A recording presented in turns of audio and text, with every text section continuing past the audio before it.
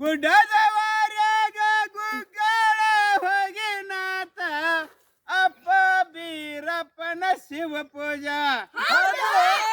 ಅಪ್ಪ ಬೀರಪ್ಪನ ಶಿವ ಪೂಜೆ ನಡೆದಾಗ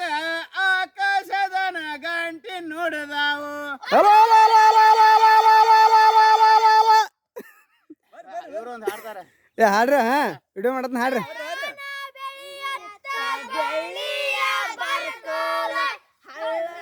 ಫಲ ಹರಿಗ್ಯಾವ ಹೌದು ಅವನ ಮೆತ್ತ